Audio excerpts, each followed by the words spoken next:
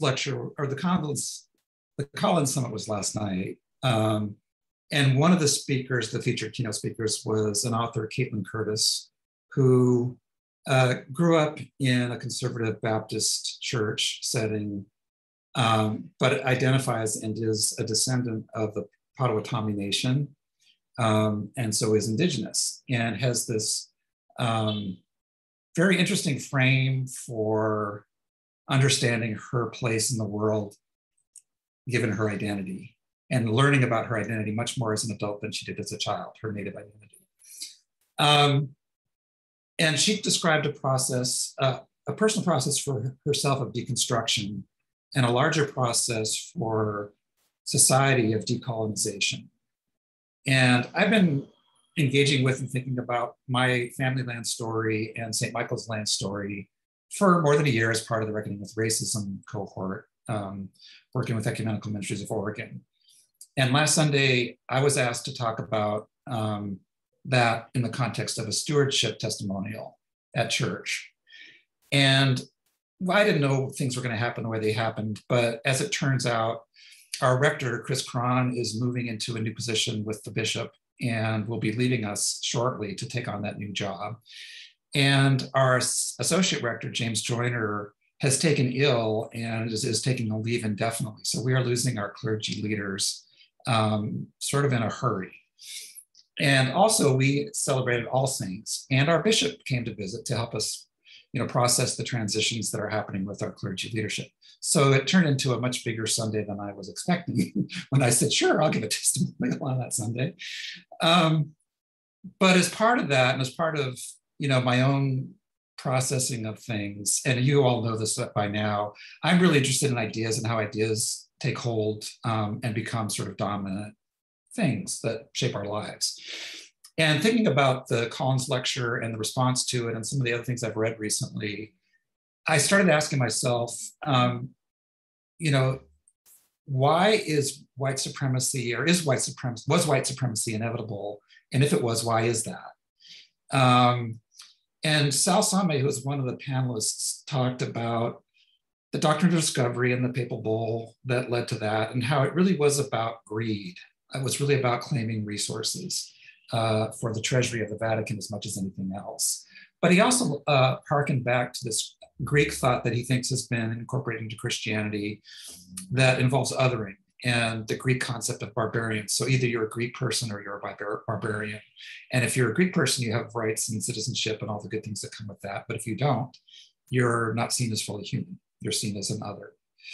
I read a book by Kelly Brown Douglas, and it had a similar theme. And interestingly, she hearkened all the way back to Roman thought and the idea of Anglo-Saxon supremacy and the myth of this Anglo-Saxon superiority that she traced back to really pre-biblical times, and how it's threaded its way through Western culture over the centuries. So there's this idea I'm working with too called root cause analysis. And you guys have probably all done that more than I have, but I'm in a US CAN group, Climate Action Network group, that's doing a root cause analysis for some things. And I haven't really done it before. And it's interesting to think about root causes. And in this context, the root causes of the things we were looking at kept coming back to various forms of white supremacy. So clearly, this is a thing that we need to deconstruct and decolonize and engage with. And at the same time, it's really uncomfortable for white people to do this because we feel like, we're guilty, we're responsible, we're the beneficiaries of all these systems that maybe we don't understand, maybe we don't think we created, maybe we don't think we really benefit from. But you got to face the truth and really look at these things. And so in the context of stewardship, I did a few pieces of St. Michael's land story. And just to recap those briefly, I look at our land story from the context of ecology and what was the land of St. Michael's like before it was cleared? And what were the people there and how did they live? And, we don't know details about that, but we do know that it was, Douglas fir and hemlock forest. It had to be old growth. It had to have been there for hundreds and maybe thousands of years. And it wasn't empty. There were indigenous people living there. There were tribes that moved through the forest. There was a trail that actually tracked Sandy Boulevard that connected the Willamette River out to the Sandy River and to native villages along the Columbia River. The migrations that happened were seasonal. They were to gather food, they were to hunt, they were to fish. So it was well-traveled land and harmoniously used land. It wasn't property, and it wasn't seen as something that, had value only in the sense that it was resources that could be cut down or farmed or otherwise exploited for profit. So that was what was. And what happened in Oregon as it became a state, or even pre-state, there were things that we've talked about before. There were Black exclusion.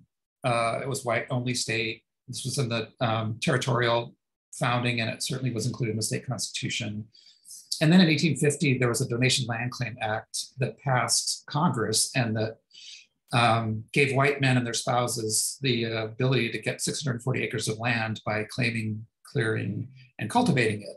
So the land St. Michael's is on was part of a 640-acre donation land claim given to Joseph Backenstoss and his wife, Sarah. And we don't know much about this story, but we know that Joseph died and his wife had to petition the president to become the heir to the land because spouses back then didn't automatically inherit property, which was a learning for me. We know generally the land had to be cleared because it's not forest anymore, and it hasn't been forest for 160 or 70 years. And it probably was turned into just pasture or fruit orchards. It's not really super productive agricultural land. It's kind of anyway, as that was happening, there were also treaties negotiated with the tribes. And one of the treaties removed the Chinook people from this land and relocated them to probably the Warm Springs Reservation.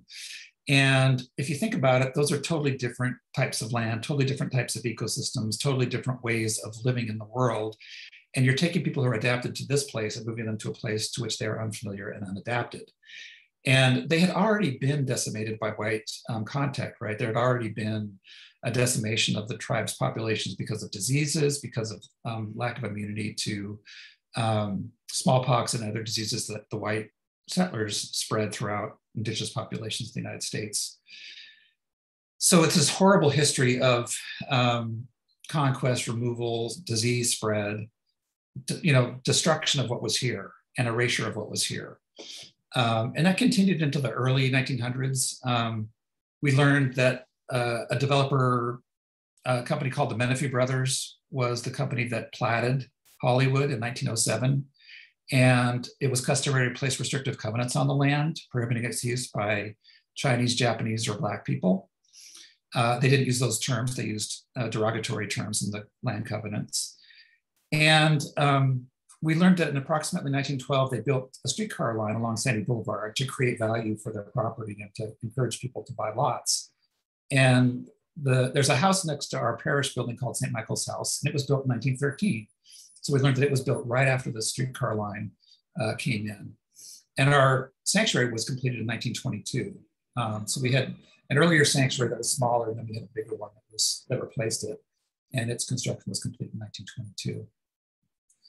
So from that history, I engage with St. Michael's differently now. This land story has really affected the way I look at stewardship and the way I think about, what needs to be repaired with that land ownership history beyond keeping our buildings, in good shape and beyond maybe sharing them well with the community, which I think we actually do well. So we had lots of anonymous meetings in the past. Right now, COVID, of course, is messing everything up in terms of building use.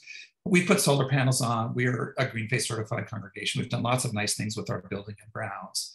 But this is calling me, and it's calling others in our congregation, to a new appreciation of our responsibility for this land and how it might be different than just caring for it for our immediate kind of narrow church community, and how we need to get back to a broader swath of the community than we have been doing, and how we might repair relationships, particularly with Indigenous people, given that this is stolen land and land that was converted from old growth forests that supported a totally different way of life than we have imposed on the land.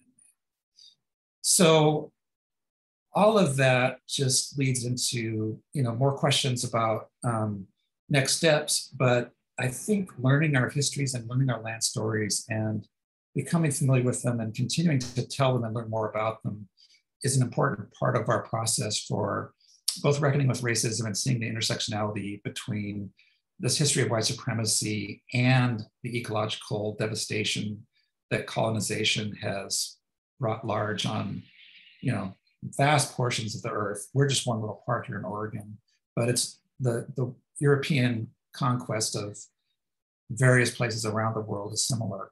And it took native peoples and indigenous ways of life and totally subverted them to this quest for wealth and the spread of the Christian religion. And so it's a lot to grapple with, but I do think that, we need to tell these stories and engage with them in order to move forward. Thanks.